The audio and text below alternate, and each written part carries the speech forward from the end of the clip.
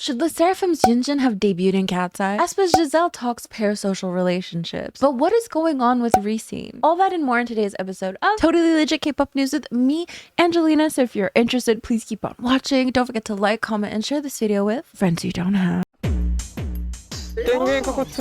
Should Yunjin of the Sserafim have actually debuted in Cat's Eye? So Yunjin of the Sserafim recently did a live stream with Cat's Eye's Lara and Sophia, and it was loads of fun. This is probably my favorite part of the entire live stream. Yes. There was also this funny instance where Lara said that there was a spider behind Yunjin. The silence is so loud, Lara. I mean, with that, there were quite a few chaotic and fun moments to the live stream, to the point that Sophia and Laura actually jokingly apologized to Yunjin for, quote, terrorizing her. I would like to publicly apologize to Yunjin from the Seraphim for terrorizing her. But from there, it seems that some fans are starting to say things about Yunjin and how she feels about being in a group like the Seraphim. I know she wished she debuted in Cat's Eye, I just can't prove it. For some reason, she's so Cat's Eye coded. This, of course, led to some fans calling out this type of behavior. I'm tired of the Yunjin should have been in a K-pop group and Yunjin should have been in a global group. They're more than happy where they are. No, because the likes, if y'all knew her a tiny bit, you wouldn't think that. So following this, Yunjin actually went to Weverse and talked about the situation, basically saying, I love the Seraphim and I love my members and team and fear not more than anything in the world. Some of you guys, parenthesis, not fear not, are getting brave saying things like, I don't want to be in my group. Question mark, question mark, question mark, question mark, question mark. LMFAO, you guys are so funny. So then fans started talking about that. How she's perfectly happy in the Seraphim. How she said she was meant to be in the Seraphim. That she wouldn't want to be in any other group. I made a short about this, so let's read what you guys had to say. Cat's Eye coded, and it's just American humor. People are so parasocial. Now, because she can't have fun with her friends, now the conversation has changed to her not wanting to be in her group is just annoying. LMAO, you guys are so funny. That's code for STFU. Yes, she would kill it in Cat's Eye. She would kill it in so many different groups. She belongs in the Seraphim because that's where she is and she's happy. She's so the Seraphim. Don't even talk about my favorite group breaking up. Those girls love each other. I'm not even fear not, but I have watched their funny moments, etc. The Seraphim have great chemistry. I think she fits mostly in the Seraphim than Cat's Eye. Honestly, I can't imagine Cat's Eye being any different than it is now. Is she Cat's Eye coded or is she just American?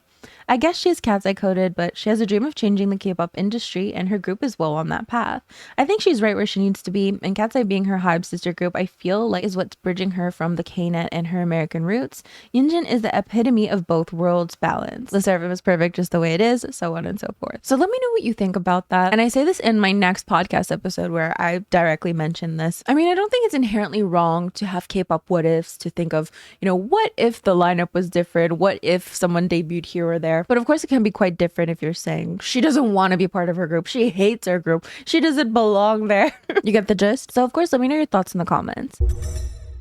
aespa Giselle recently took to Bubble to share her feelings regarding relationships with fans. Now, K-pop is notorious for parasocial relationships with fans. Now, just in case you don't know what a parasocial relationship is, it's basically a psychological relationship experienced by an audience in their mediated encounters with performers in the mass media. The media user develops illusions of intimacy, friendship, and identification. So the more you interact with an idol, even through the internet, the more you feel like you know them, the more you feel like you're friends, even though you've never met them. So people have been discussing these messages that she was sending, but basically she started off by saying that it's been 7 a.m., that she has jet lag, and that she's seen people romanticizing the year 2016. And I just wanted to say I've been like that literally just like since 2016. So it makes me happy and sad at the same time, lol, because we can't turn back time. And it got me thinking, I wonder in this generation which era or which years you guys would romanticize like 10 years from now. I hope we're part of it, that's all. It's all gonna be a memory, you know what I mean? So I hope it's a memory you guys will remember and think about often. And for that to happen, I feel like we should be more in touch with each other. So I'm trying to think of ways we can do that, because it's not that easy to really be in touch with you guys, like actually be in touch in this genre that we're in, you know. And it's not a bad thing or whatever. It's just something I've been thinking about for a while, though. I don't want you to think like if we don't communicate for a couple days that I'm not thinking of you guys, like not doing things for you guys. But that's just the hard part, and like trust, I guess, we have to build. Even when it's been roughly 5 years, like things are always changing too. So in saying all of that, it seems that a fan responded to her saying, but to be honest, I don't think we can get real connection. To which she responded, nah, just idol and fan is different though. What's written here is a lot funnier, but do you really think that? I think the interactions we have together can be more than just that. Like, I take it with me when I go home too. It's not just, okay, work on, work off. I don't think we need to know every single thing about each other or spend every day together to have a real connection.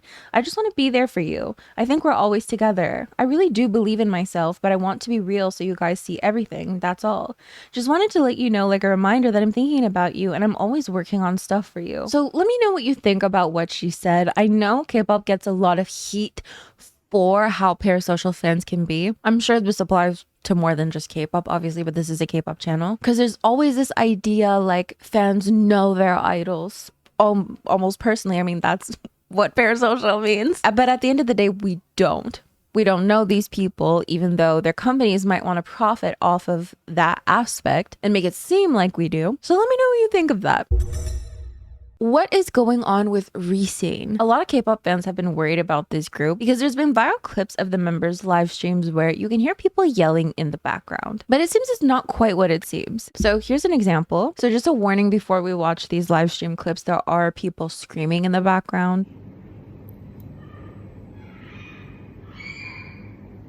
어?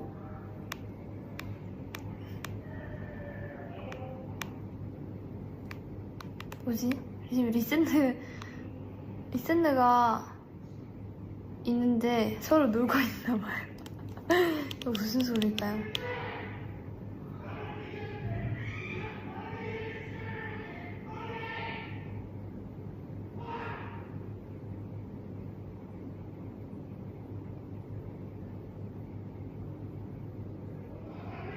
And then there was also this clip.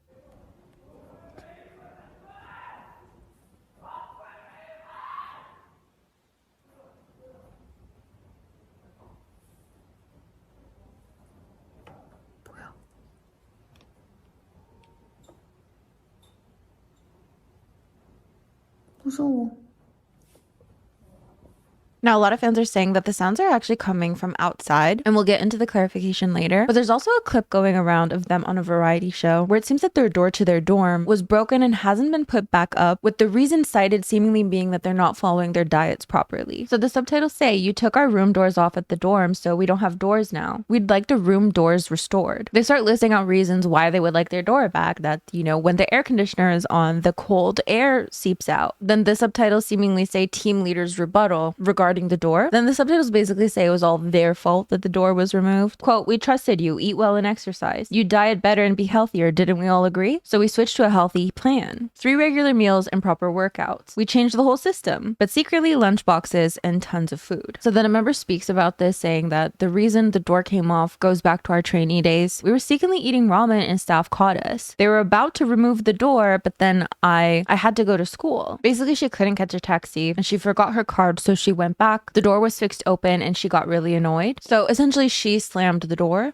and it broke. But then the staff brings up food once again, basically that they're eating snacks before comeback. And as a solution, one of the managers apparently says, "If it's too hot, come sleep in our room." So then from there, another manager is basically saying, rather than putting the door back, why don't we work on restoring things? Like, you guys work towards a goal. So then the members basically say, if we work out, if we have a proper diet, and if we reach first place, then we can talk about the door, essentially. So from there, of course, a lot of fans are really worried about the group, saying that they're being heavily mistreated. So let's start with the live stream snippets. So of course, in the live streams, like we just saw, it seems that there are people screaming in the background. So a lot of people were worried that it was a manager yelling at the members. But it seems that in the full clips, we can actually see the members getting up and closing a window because the sound is seemingly coming from outside. A lot of people are pointing to the fact that the company building is in a really busy area. So for example, in this clip,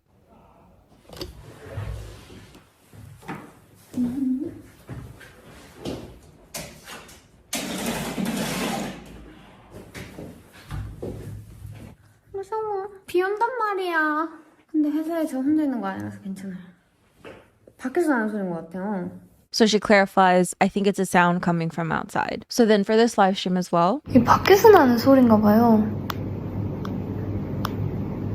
계속 나는데 So she clarifies that she thinks it's a sound coming from outside as well. 여러분 걱정 마세요. 저는 매니저님이랑 항상 동행하기 때문에 걱정 마세요. And then reassures fans not to worry. So from there, of course, we had the company CEO talk about this. There's been so many clarifications, so let's read it. The CEO touches on the door situation, basically saying that what was said on Idol backstage was exaggerated for entertainment purposes. The manager wearing a white mask, Hamda, is female. No male staff members ever enter the members' dormitories, so please don't worry. As for the missing door, as Minami mentioned in the video, she accidentally bumped into it and it came off. If the members had ever wanted the door reinstalled, of course we would have done that, so right away. And we still would if they asked, but none of the members have requested it and it was never forcibly removed. The members are eating very well and are absolutely not underfed. As you know, the muse always puts the artist's health, mental well-being, and happiness first. It saddens me that so many misunderstandings have arisen because our company truly operates for the members' happiness. He then also clarifies, of course, the live stream, saying that the sounds that were heard were simply from outside. Our company is located right in front of a university, so outside noises are common.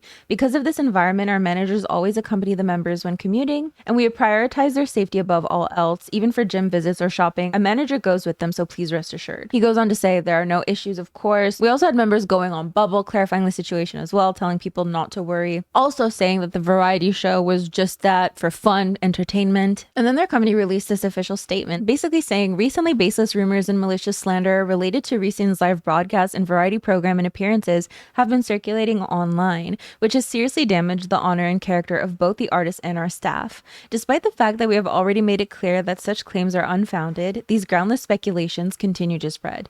We are continuously collecting evidence regarding the spread of such false information and malicious posts, and we will be pursuing strong legal action without leniency. Then they encourage fans to send them, quote, unlawful activities. So of course, with all that, let me know your thoughts on that. Do you think a lot of people were just spreading misinformation? Do you believe the company? Do you think there's any excuse whatsoever to not replace a door? Do you think the worry is misplaced, especially considering what we've heard coming out of other companies in the past? Here are some of the reactions that I've personally seen. You know, on one hand, I've seen some fans be worried about people being worried, basically saying, you know, there's misinformation being spread. There are some people trying to boycott the company, and the members don't deserve that because obviously they're fine. On the other hand, you have people bringing up, you know, past instances where companies have mistreated their idols very severely. So you have people saying, you know, we have reason to be worried. It's okay to be worried because sometimes that's the only way that a company can be held accountable is through fans being worried. And there's also some people saying it's weird that the company is going to, you know, quote unquote, sue people for being worried. I've even seen some people in comment section, you know, telling fans, this is why companies get away with so much because you guys keep defending these companies. So of course, let me know where you stand with all this. Let's move on to Kpop Shenanigans, which are basically fun little things that have happened in K-pop recently and or quick news. Coachella released their lineup. So we have Cat's Eye, Big Bang. Let me know if I missed anyone. I'm like reading it, but that's all I got. Wonyoung has gone viral for her hands. aespa's Winter's Bodyguard has gone viral for being good looking. And Pledis Entertainment has apologized for a firework accident that happened at a concert. It seems that fireworks fell into the direction of the audience. 2 audience members were injured. It seems that the product was defective and they deeply apologized. In terms of fun little things that I wanted to share with you, I wanted to share with you this tweet. Basically, Taeyang and Dayoung look like Wednesday and Eden if they were idols, but then someone quote tweeted saying they look like Hyun and Dawn, and I don't know why I thought that was so funny. This TikTok, Hong Jung, when asked to explain the lyrics in detail. Oh, you don't get to ask me questions. Why not? Because you just don't. You just don't. Because I'm not your we're not buddies. Oh, you don't get to ask me questions. We're not buddies. So yeah, I reckon that is it for this video. Honestly, the news has been so slow. I'm like, what's going on? Like, I haven't uploaded a video in a week, and it's not for a lack of trying. I'm really been really wanting to. There's just been no news, and I don't even know if I'm gonna upload this video. I'm like, is there enough in here? Our K-pop song of the day is Hey Hey by 2US, but with that, I'm gonna get going. These are the lovely individuals who help support my channel on a monthly basis. It means the world to me. Thank you so much, and I will see you guys next time. Bye!